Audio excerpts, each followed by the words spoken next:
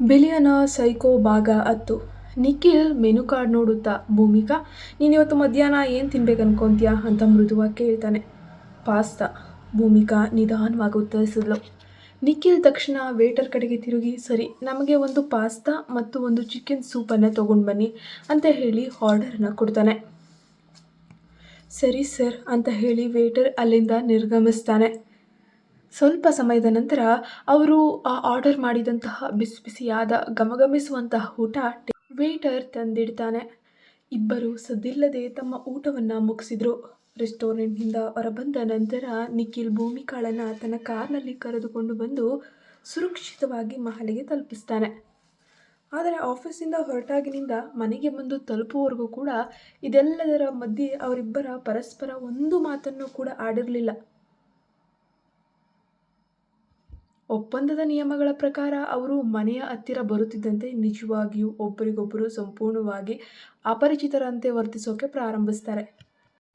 ಸರಿ, ಭೂಮಿಕಾ ಕೇವಲ ಒಂದೇ ಮಾತಿನಲ್ಲಿ ಉತ್ತರಿಸಿ ಸುಮ್ಮನಾಗ್ತಾಳೆ.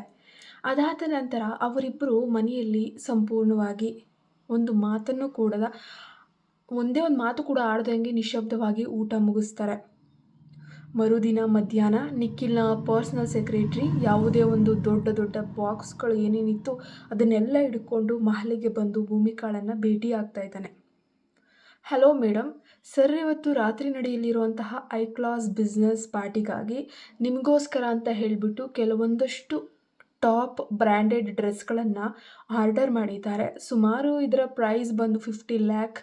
ಹಾಗೆ ಅದಕ್ಕೆ ಮ್ಯಾಚ್ ಆಗುವಂತಹ ಡಿಸೈನರ್ ಆಭರಣಗಳು ಮತ್ತು ಇದರ ಪ್ರೈಸ್ ಬಂದು ಆಲ್ಮೋಸ್ಟ್ 1 crore ಮತ್ತು ಬ್ಯೂಟಿಫುಲ್ ಸ್ಯಾಂಡಲ್ಗಳು ಇಲ್ಲಿವೆ. ಇದು 10 lakh. ನಿಮಗೆ ಇದರಲ್ಲಿ ಯಾವ ಉಡುಪು ಇಷ್ಟವಾಗ್ತದೋ ಅದನ್ನೊಮ್ಮೆ ಧರಿಸಿ ನೋಡಿ ಮತ್ತು ನೀವು ಅದನ್ನು ಹಾಕ್ಕೋಬೋದು. ನಿಮಗೆ ರೆಡಿಯಾಗಲು ಏನಾದರೂ ಸಹಾಯ ಬೇಕಿದ್ರೆ ದಯವಿಟ್ಟು ಹೇಳಿ ಮೇಡಮ್, ನಾನು ಇಲ್ಲೇ ಇರ್ತೇನೆ ಅಂದ್ಲು ವಿನಯದಿಂದ. ಭೂಮಿಕಾ ಆ ಬಾಕ್ಸ್ಗಳೇ ನೋಡಿ, ಸರಿ, ನಾನೇ ಸ್ವತಃ ಸಿದ್ಧಳಾಗ್ತೀನಿ, ಇಟ್ಸ್ ಓಕೆ, ನನಗೆ ಯಾರ ಸಹಾಯವೂ ಬೇಕಾಗಲ್ಲ ಅಂತ ಹೇಳ್ತಾಳೆ. ನೀವು ಹಿಂತಿರುಗಬಹುದು ಅಂತ ಸೆಕ್ರೆಟರಿಗೆ ತಿಳಿಸಿದ್ಲು. ಸರಿ ಮೇಡಮ್ ಅಂತ ಹೇಳಿ ಕಾರ್ಯದರ್ಶಿ ಅಲ್ಲಿಂದ ಹೊರಟು ಹೋಗ್ತಾಳೆ. ಇನ್ನೇನು ಸುಮಾರು ರಾತ್ರಿ 8:15. ಪಾರ್ಟಿಯ ಸಮಯ ಹತ್ತಿರವಾಗದಿದ್ದಂತೆ ಭೂಮಿಕಾ ತನಗಾಗಿ ತಂದಿದ್ದಂತಹ ಆ ಉಡುಪುಗಳಲ್ಲಿ ಅತ್ಯಂತ ಸುಂದರವಾದ ಮತ್ತು ತನಗೆ ಫೇವರೇಟ್ ಆಗಿರುವಂತಹ ಲೈಟ್ ಬ್ಲೂ ತಿಳಿ ನೀಲಿ ಬಣ್ಣದ ಸರಳ ಹಾಗೂ ನಾಜೂಕಾದ ಗೌನನ್ನು ಧರಿಸಲು ಆಯ್ದುಕೊಂಡ್ಳು. ಅದಕ್ಕೆ ಮ್ಯಾಚ್ ಹಾಕುವಂತೆ ಕಾಲಿಗೆ ಹೊಳೆಯುವಂತಹ ಡಿಸೈನರ್ ಹೀಲ್ಸ್, ಸುಮಾರು 10 ಲಕ್ಷ ಬೆಲೆ ಬಾಳುವಂಥದ್ದು, ಕೂದಲನ್ನು ಅದ್ಭುತವಾಗಿ ಅಲಂಕರಿಸಿಕೊಂಡು ನಿಖರವಾದ ಸಮಯಕ್ಕೆ ಸರಿಯಾಗಿ ಸಿದ್ಧಳಾದ್ಲು. ನಿಖಿಲ್ ಕೂಡ ಕರೆಕ್ಟಾಗಿ ಸಮಯಕ್ಕೆ ಸರಿಯಾಗಿ ಅವಳಿಗೆ ಫೋನ್ ಕರೆ ಮಾಡಿ, ಭೂಮಿಕಾ, ಸಮಯ ಆಯಿತು, ಕೆಳಗೆ ಬರ್ತೀಯಾ, ಹೋಗೋಣ ಅಂತ ಹೇಳ್ತಾನೆ.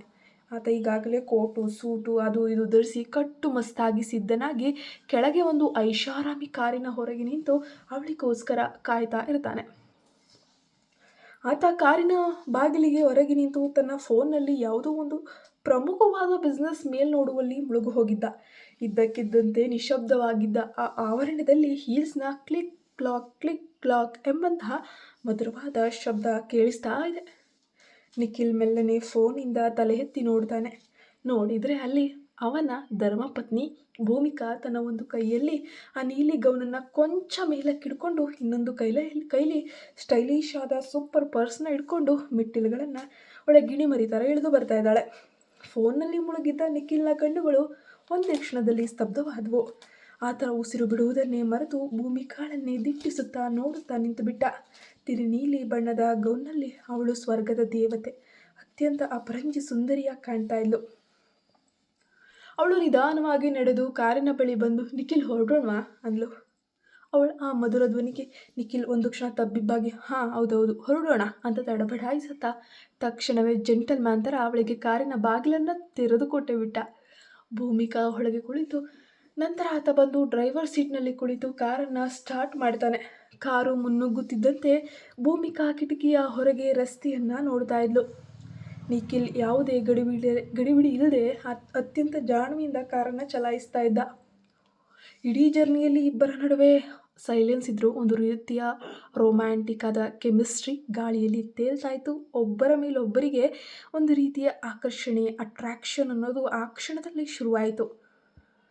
ಅರ್ಧ ಗಂಟೆಯ ಲಾಂಗ್ ಡ್ರೈವ್ ನಂತರ ಅವರು ಪಾರ್ಟಿ ನಡೀತಿದ್ದಂತಹ ನಗರದ ಅತ್ಯಂತ ಭವ್ಯವಾದ ಪಂಚತಾರಾ ಹೋಟೆಲನ್ನು ತಲುಪ್ತಾರೆ. Means 5 star. ನಿಖಿಲ್ ಮತ್ತು ಭೂಮಿಕಾ ಇಬ್ಬರು ಒಟ್ಟಿಗೆ ಹೆಜ್ಜೆ ಹಾಕುತ್ತಾ ಆ ಬೃಹತ್ ಪಾರ್ಟಿ ಹಾಲ್ ಒಳಗೆ ಪ್ರವೇಶಿಸಿದ್ರು. ಅವರು ಒಳಗೆ ಅಡಿ ಇಟ್ಟ ತಕ್ಷಣ ಇಡೀ ಹಾಲ್ನಲ್ಲಿದ್ದ ನೂರಾರು ಜನರ ಗಮನ ಒಮ್ಮೆಲೆ ಅವ್ರ ಕಡೆಗೆ ತಿರುಗುತ್ತೆ. ಇಡೀ ಹಾಲ್ ಕಂಪ್ಲೀಟ್ ಸೈಲೆಂಟ್ ಆಗುತ್ತೆ. ಉದ್ಯಮ ಲೋಕದ ಮುಕ್ಕಟಮಣಿ ನಿಖಿಲ್ ರಾಜ್ ಇವತ್ತು ತನ್ನ ರಹಸ್ಯ ಪತ್ನಿಯೊಂದಿಗೆ ಅಧಿಕೃತವಾಗಿ ಬಂದಿದ್ದ. ಮದುವೆಯ ನಂತರ ಆತ ತನ್ನ ಹೆಂಡತಿಯನ್ನು ಕರೆದುಕೊಂಡು ಇಂತಹ ಹೈ ಪ್ರೊಫೈಲ್ ಬಿಸ್ನೆಸ್ ಪಾರ್ಟಿಗೆ ಬಂದದ್ದು ಇದೇ ಮೊದಲು. ಯಾರೂ ಕೂಡ ಊಹೆ ಮಾಡಿರಲಿಲ್ಲ ಇಂಥದ್ದೊಂದು ದಿನ ಬರಬಹುದು ಅಂತ. ಹಾಗಾಗಿ ಅಲ್ಲಿಂದ ಪ್ರತಿಯೊಬ್ಬ ಉದ್ಯಮಿನೂ ಕೂಡ ಬಿಲಿಯನರ್ಗಳು ಅವರನ್ನೇ ಆಶ್ಚರ್ಯಚಕಿತವಾಗಿ ಕುತೂಹಲದಿಂದ ಕಣ್ಣರಳಿಸಿ ನೋಡ್ತಾನೆ ಇದ್ರು.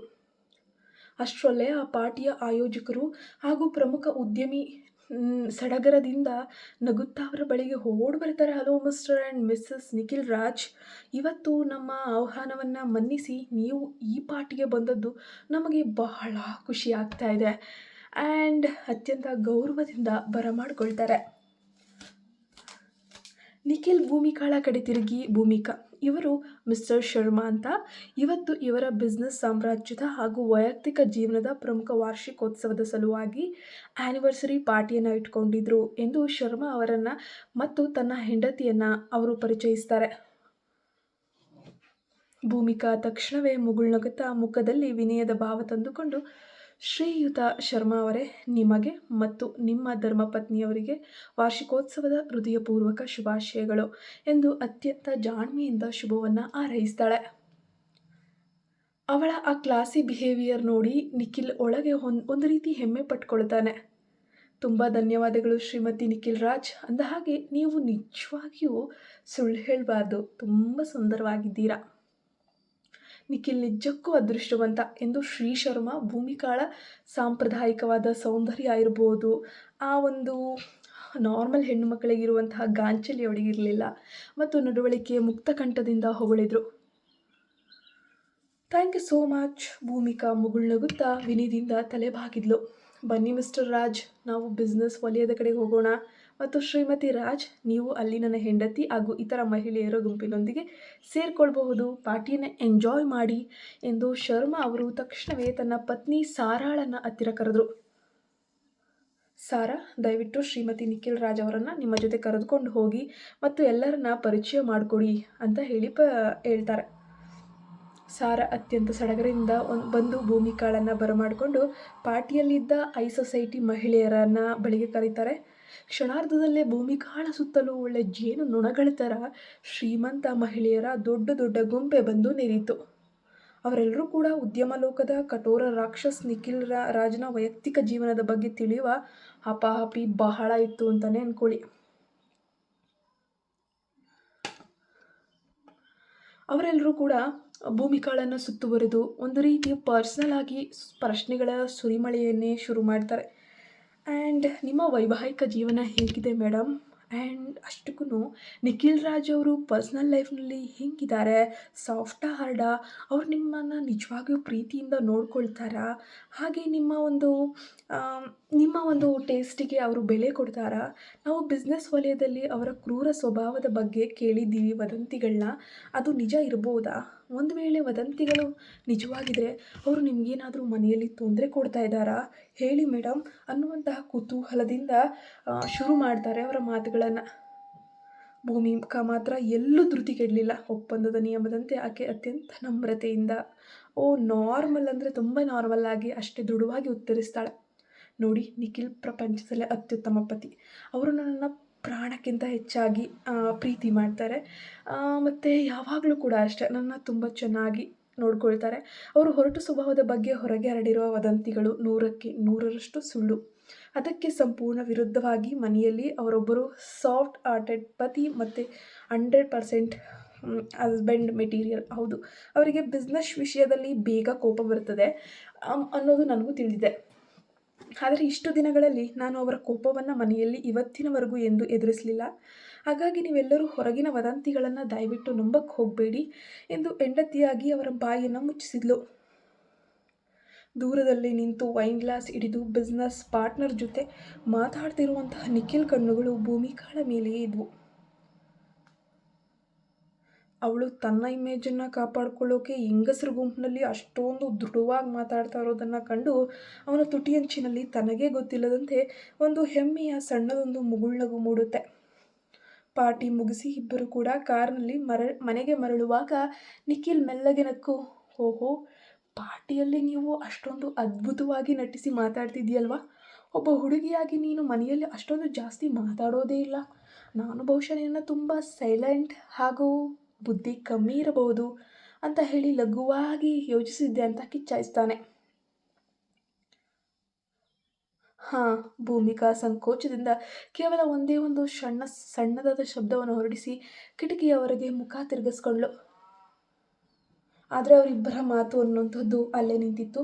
ಮನೆ ತಲುಪಿದ ನಂತರ ಇಬ್ಬರು ಕೂಡ ಒಪ್ಪಂದದಂತೆ ಯಾವುದೇ ಮಾತುಕತೆ ಇಲ್ಲದೆ ಮೌನವಾಗಿ ತಮ್ಮ ಕೋಣೆಗಳಿಗೆ ಹೋಗಿ ಆರಾಮವಾಗಿ ಮಲಗಿಬಿಟ್ರು. ಮರುದಿನ ಭಾನುವಾರ.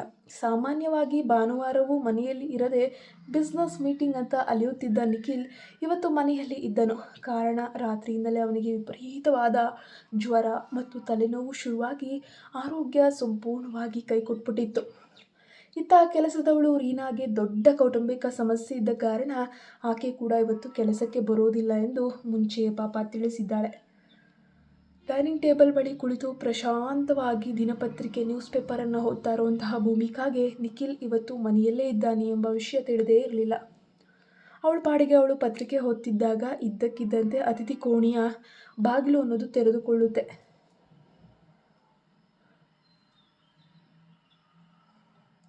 ಪಾಪ ಅವನು ಕೂಡ ಮುಖನ ಸಣ್ಣಗೆ ಮಾಡಿಕೊಂಡು ದಣಿವಿನಲ್ಲೇ ತಲೆ ಸವೃತ್ತಾ ನಿಧಾನವಾಗಿ ಹೊರಬಂದು ನೇರವಾಗಿ ಅಡುಗೆ ಮನೆಯತ್ತ ಹೆಜ್ಜೆ ಹಾಕುವುದನ್ನು ಅವಳು ಗಮನಿಸಿದ್ಲು.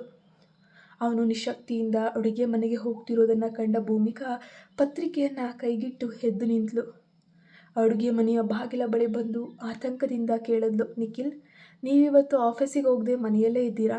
ಕ್ಷಮಿಸಿ, ನನಗೆ ಗೊತ್ತೇ ಇರಲಿಲ್ಲ. ಅಂದಹಾಗೆ ರೀನಾ ಇವತ್ತು ಪರ್ಸ್ನಲ್ ಕೆಲಸದ ಮೇಲೆ ರಜೆ ಹಾಕಿಬಿಟ್ಟಿದ್ದಾಳೆ. ಅವಳಿವತ್ತು ಬರೋದಿಲ್ವಂತೆ. ನಿಮಗೆ ಆರೋಗ್ಯ ಸರಿ ಇಲ್ಲದಂತೆ ಕಾಣ್ತಿದೆ. ನಿಮಗಾಗಿ ಏನಾದರೂ ಬಿಸಿ ಬಿಸಿಯಾದ ಅಡುಗೆ ಮಾಡಿಕೊಡ್ಲಾ ಅಥವಾ ಕಾಫಿ, ಟೀ, ಸ್ನ್ಯಾಕ್ಸ್ ಏನಾದರೂ ಬೇಕಾ? ನಿಖಿಲ್ ಫ್ರಿಜ್ನಿಂದ ತಣ್ಣನೆಯ ನೀರಿನ ಬಾಟಲಿಯನ್ನು ಹೊರಗೆ ತೆಗೆದುಕೊಳ್ತಾ ಇದ್ದಾನೆ. ಸ್ವಲ್ಪ ನೀರು ಕುಡಿದು ತಲೆ ಅಲ್ಲಾಡಿಸ್ತಾನೆ. ಪರವಾಗಿಲ್ಲ ಭೂಮಿಕಾ, ನನಗೇನು ಅಷ್ಟಾಗಿನ ಸಿವಿ ಏನಿಲ್ಲ. ವಾಸ್ತವವಾಗಿ ನನಗೆ ಇದು ಆಫೀಸ್ನಲ್ಲಿ ಯಾವುದೇ ಪ್ರಮುಖ ಮೀಟಿಂಗ್ಗಳಿರಲಿಲ್ಲ. ಸೊ ಹಾಗಾಗಿ ನಾನು ಇಂದು ಮನೆಯಿಂದಲೇ ಕೆಲಸ ಮಾಡ್ಕೊಳ್ಳೋಣ ಅಂತ ಹೇಳಿ ನಿರ್ಧರಿಸಿದ್ದೀನಿ ಅಷ್ಟೇ, ಒಂದು ಹೊಣ ಧ್ವನಿಯಲ್ಲಿ ಉತ್ತರಿಸ್ತಾನೆ. ಅವನ ಮುಖದಲ್ಲಿ ಜ್ವರದ ನಿಶಕ್ತಿ ಅನ್ನುವಂತಹದ್ದು ಎದ್ದು ಎದ್ದು ಕಾಣ್ತಾ ಇದೆ. ಸೊ ಭೂಮಿಕಾ ತಕ್ಷಣ ಸೋಫಾದಿಂದ ಎದ್ದು ನಿಂತ್ಕೊಂಡು ಅಡುಗೆ ಮನೆ ಕಡೆಗೆ ವೇಗವಾಗಿ ಹೆಜ್ಜೆ ಹಾಕ್ತಾ ಹೇಳಿದ್ಲು, ಸುಮ್ಮನೆ ಇರಿ, ಆರೋಗ್ಯ ಸರಿ ಇಲ್ಲದಾಗ ಹೊಟ್ಟೆ ಖಾಲಿ ಇರಬಾರ್ದು.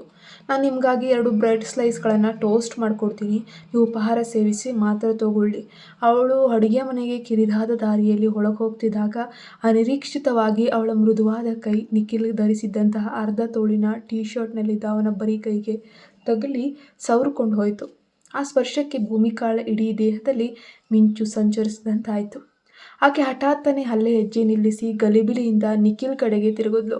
ನಿಖಿಲ್ ಜ್ವರದ ತಾಪದಿಂದ ಕಣ್ಣನ್ನು ಕೆಂಪು ಮಾಡಿಕೊಂಡು ನಿಂತಿದ್ದ.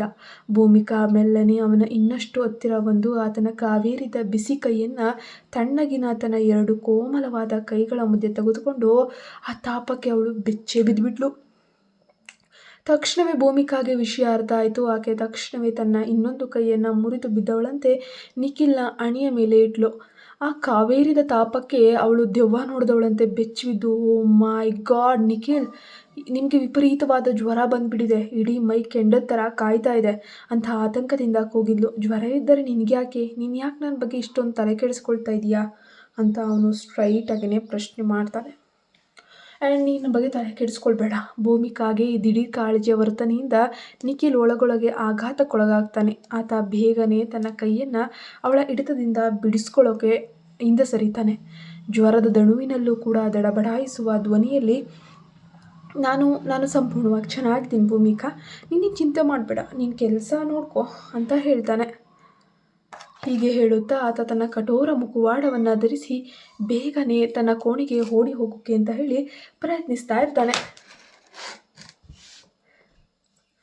ಲಿವಿಂಗ್ ರೂಮ್ನ ಸೋಫಾದ ಬಳಿ ಬರುತ್ತಿದ್ದಂಗೆ ಆತನ ಕಾಲುಗಳು ಜಂಟಿ ತಪ್ಪಿ ಎಡವ್ತವೆ. ನಿಖಿಲ್ ಭೂಮಿಕಾ ಗಾಬರಿಯಿಂದ ಜೋರಾಗಿ ಕೂಗುತ್ತಾ ಅವನ ಕಡೆಗೆ ಓಡಿ ಬರ್ತಾಳೆ. ಆತ ಬೀಳುವ ಮುನ್ನವೇ ಅವಳ ಕೋಮಲವಾದ ಕೈಗಳು ಅವನ ಕಟ್ಟುಮಸ್ತಾದ ತೋಳುಗಳನ್ನು ಗಟ್ಟಿಯಾಗಿ ಹಿಡಿದುಕೊಳ್ತವೆ. ಆಕೆ ಅವನ ಕಣ್ಣುಗಳನ್ನು ನೋಡುತ್ತಾ, ನಿಮಗೆ ಏನೇ ಆಗಲಿಲ್ಲ ತಾನೇ, ಚೆನ್ನಾಗಿದ್ದೀರ ತಾನೇ ಅಂತ ಆತಂಕದಿಂದ ಕೇಳಿದ್ಲು. ನಾನು ಚೆನ್ನಾಗಿದ್ದೀನಿ ಭೂಮಿಕಾ, ಜಸ್ಟ್ ಒಂದು ಮಾತ್ರೆ ತೊಗೊಂಡ್ರೆ ಜ್ವರ ತಾನಾಗಿಯೇ ಕಮ್ಮಿ ಆಗಿಬಿಡುತ್ತೆ ಎನ್ನುತ್ತಾ ನಿಖಿಲ್ ಮತ್ತೆ ಕೋಣೆಯ ಕಡೆಗೆ ಹೆಜ್ಜೆ ಹಾಕೋಕ್ಕೆ ಶುರು ಮಾಡ್ತಾನೆ. ಅವನ ಇಡೀ ದೇಹ ಅಕ್ಷರಶಃ ನಡುಗ್ತಾ ಇರುತ್ತೆ. ಆ ಚಳಿಗೋ ಜ್ವರಕ್ಕೋ ಗೊತ್ತಿಲ್ಲ. ಕೇವಲ 2 ಹೆಜ್ಜೆಯಲ್ಲಿ ಆತ ಮತ್ತೆ ತಲೆ ತಿರುಗಿ ಬೀಳುವಂತಾಗ್ತಾನೆ. ಈ ಬಾರಿ ಭೂಮಿಕಾ ತಡ ಮಾಡದೆ ಅವನ ಸೊಂಟಕ್ಕೆ ತನ್ನ ಕೈಯನ್ನು ಭದ್ರವಾಗಿ ಆಸರೆ ಕೊಡ್ತಾಳೆ. ಗೊತ್ತಿರದಂತೆ ಇವನು ತನ್ನ ಹೆಂಡತಿಯ ಆಸರೆಯಲ್ಲಿ ನಿಧಾನವಾಗಿ ನಡೆದು ಬೆಡ್ರೂಮ್ ಕಡೆಗೆ ತಲುಪ್ತಾನೆ. ಅವಳು ಅವನನ್ನು ಅತ್ಯಂತ ಮೃದುವಾಗಿ ಹಾಸಿಗೆ ಮೇಲೆ ಕೂರಿಸ್ತಾನೆ. ನಿಖಿಲ್ ಸುಸ್ತಾಗಿ ಬೆಡ್ ಮೇಲೆ ಮಲ್ಕೊಳ್ತಾನೆ. ಭೂಮಿಕಾ ಓಡೋಡಿ ಹೋಗಿ ಪ್ರಥಮ ಚಿಕಿತ್ಸಾ ಪೆಟ್ಟಿಗೆಯಿಂದ ಜ್ವರದ ಮಾತ್ರೆ ಹಾಗೂ ನೀರನ್ನು ತಂದು ಅವನ ಕೈಗಿಟ್ಟಳು. ಮೊದಲು ಈ ಟ್ಯಾಬ್ಲೆಟ್ ತೊಗೊಂಡು ಸ್ವಲ್ಪ ವಿಶ್ರಾಂತಿ ಪಡೀರಿ, ನಾನು ನಿಮಗಾಗಿ ಈಗಲೇ ಬಿಸಿಯಾಗಿ ವೆಜಿಟೇಬಲ್ ಸೂಪ್ ಮಾಡ್ಕೊಂಡು ಬರ್ತೀನಿ ಅಂತ ಹೇಳ್ತಾಳೆ. ಆತ ಮಾತ್ರೆಯನ್ನು ನುಂಗಿ ಕಂಬಳಿಯನ್ನು ಪೂರ್ತಿಯಾಗಿ ಮುಚ್ಕೊಂಡು ಹಾಸಿಗೆಯ ಮೇಲೆ ಮುದುಡಿ ಮಲಗಿರ್ತಾನೆ. ಜ್ವರದ ತಾಪಕ್ಕೆ ಅವನ ಇಡೀ ದೇಹ ಉರಿತಾ ಇತ್ತು. ಇತ್ತ ಭೂಮಿಕಾ ಅಡುಗೆ ಮನೆಯನ್ನು ಧಾವಿಸಿ ಅತ್ಯಂತ ಕಾಳಜಿಯಿಂದ ಬಿಸಿಯಾದ ಸೂಪನ್ನು ಸಿದ್ಧಪಡಿಸ್ತಾಳೆ. ಅದರೊಂದು ಬೌಲ್ಗೆ ಹಾಕಿ ಚಮಚದೊಂದಿಗೆ ತರ್ತಾಳೆ.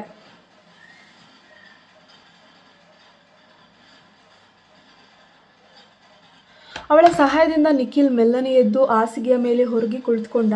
ಅವನ ಕಣ್ಣುಗಳು ಸಂಪೂರ್ಣವಾಗಿ ಸುಸ್ತಾಗಿದ್ವು. ಪ್ಲೀಸ್, ಈ ಬಿಸಿ ಸೂಪನ್ನು ಸ್ವಲ್ಪ ಕುಡೀರಿ, ಒಳಗೆ ಶಕ್ತಿ ಬರುತ್ತೆ ಎನ್ನುತ್ತಾ ಭೂಮಿಕಾ ಸೂಪ್ ಬೌಲನ್ನು ಅವನ ಕೈಗಿಟ್ಲು.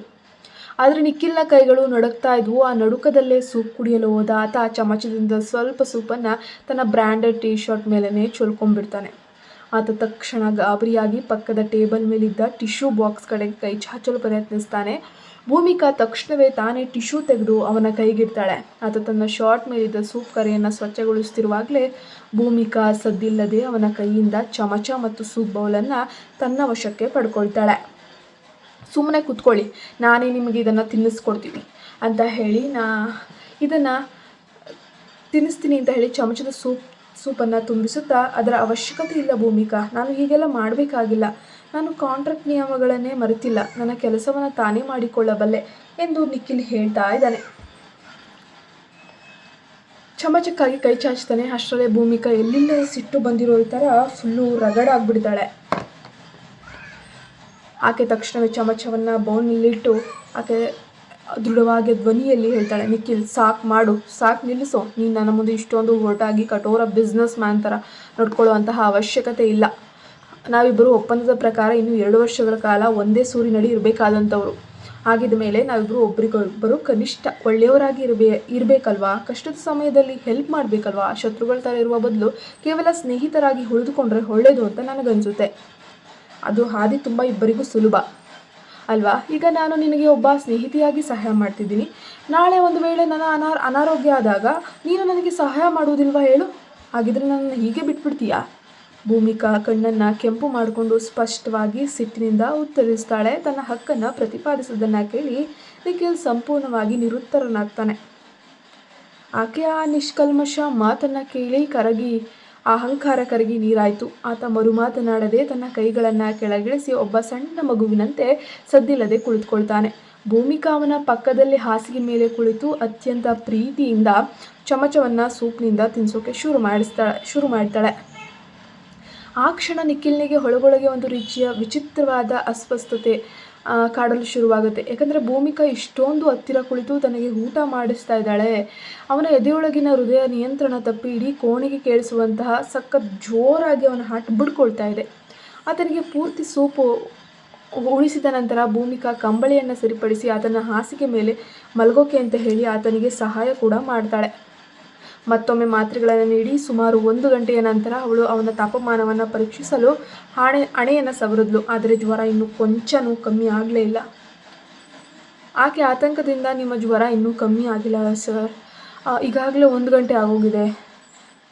ಒಂದು ವೇಳೆ ಮೆಡಿಸಿನ್ ಕೆಲಸ ಮಾಡಬೇಕಿತ್ತಲ್ವಾ? ನಿಮಗೆ ನಿಜವಾಗಿಯೂ ತುಂಬ ತೊಂದರೆ ಆಗ್ತಿದೆ ಅಂತ ಅನಿಸುತ್ತೆ. ಇದು ಕೇವಲ ಮಾತ್ರೆಗೆ ಹೋಗಲ್ಲ, ನಿಖಿಲ್ ದಣಿದ ಕಣ್ಣುಗಳನ್ನು ಮೆಲ್ಲನೆ ಮುಚ್ಚಿಕೊಳ್ಳುತ್ತಾ, ಹೌದು ಭೂಮಿಕಾ, ನಾನು ಸ್ವಲ್ಪ ಹೊತ್ತು ನೆಮ್ಮದಿಯಾಗಿ ನಿದ್ದೆ ಮಾಡಿದ್ರೆ ಎಲ್ಲನೂ ಸರಿ ಹೋಗುತ್ತೆ ಅನಿಸುತ್ತೆ. ಇನ್ನು ಅರ್ಧ ಗಂಟೆಯಲ್ಲಿ ಜ್ವರ ಕಡಿಮೆಯಾಗಬಹುದು. ಕೆಲವು ಪ್ರಬಲವಾದ ಔಷಧಿಗಳು ದೇಹದ ಮೇಲೆ ತನ್ನ ಪರಿಣಾಮವನ್ನು ತೋರಿಸಲು ಕೊಂಚ ತಡ ಮಾಡ್ತವೆ ಅಷ್ಟೇ ಎಂದು ತನ್ನ ಮುನಿಸನ್ನು ಮರೆತು ಉತ್ತರಿಸ್ತಾನೆ. ಹೀಗೆ ಅವರಿಬ್ಬರ ಕತೆ ನಡೀತಾ ಇದೆ. ಇನ್ನು ಮುಂದೆ ಏನಾಗಬಹುದು ಅನ್ನೋ ಕ್ಯೂರಿಯಾಸಿಟಿ ನಿಮಗಿದ್ರೆ ನಮ್ಮ ಚಾನಲ್ಗೆ ಸಬ್ಸ್ಕ್ರೈಬ್ ಆಗಿ, ಮುಂದಿನ ಭಾಗಕ್ಕೋಸ್ಕರ ಕಮೆಂಟ್ ಮಾಡಿ, ಲೈಕ್ ಮಾಡಿ.